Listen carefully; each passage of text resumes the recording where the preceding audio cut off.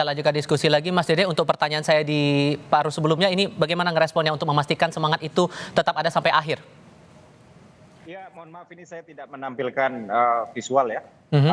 Jadi ya sistem pengawal. Jadi dimulai dari memastikan bahwa anggota kabinet ini merasa paham betul. Jadi nggak hanya tahu tapi juga paham, dan nggak hanya paham tapi juga menghayati bahwa pertama jangan korupsi. Yang kedua harus menjadi bagian dari tim, ya. Ini bukan kerja perorangan, ya.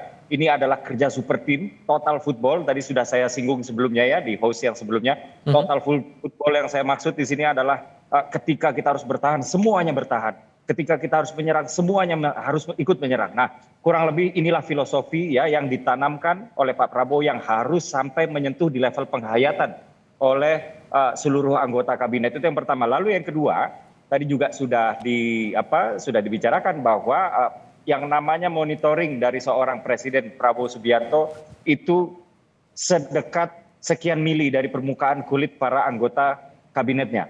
Jadi anggota kabinet bukan hanya memahami dan menghayati, tapi juga harus selalu merasa diawasi.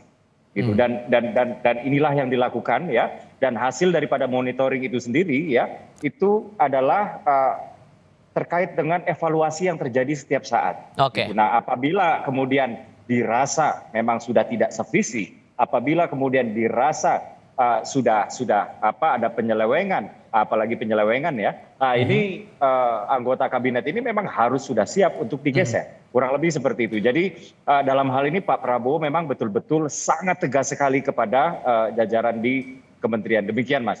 Dengan sikap penegasan berkali-kali Bu Wi, masalah persatuan, semangatnya harus sama, pemerintahan tidak ada visi misi lain selain visi misi presiden.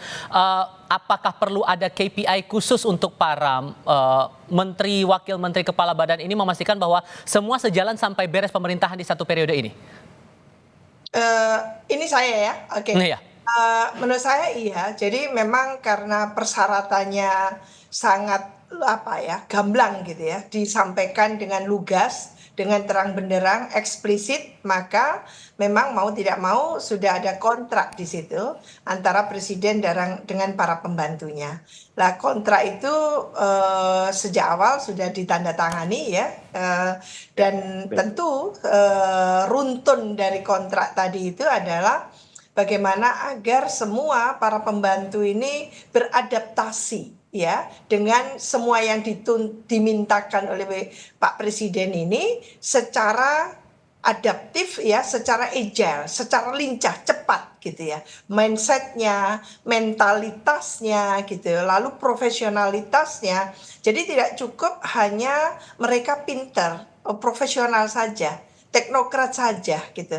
Tapi dimintakan juga mampu menunjukkan integritasnya gitu ya, dan semuanya. Maka memang perlu ada acuan yang jelas tadi itu, sehingga siapapun yang keluar dari koridor kriteria yang dimintakan itu ya akan dapat penalti kan itu ya. Lah ini bagus sekali disampaikan sejak awal gitu ya, sehingga semuanya memahami. Jadi kalau ada penalti di tengah jalan karena ternyata kinerjanya buruk gitu ya, lalu apalagi menggunakan kekuasaan secara salah dan sebagainya, tidak muncul profesionalitasnya, kompetensinya dan sebagainya, ya itu memang nanti akan ada reshuffle menurut saya, mau tidak mau.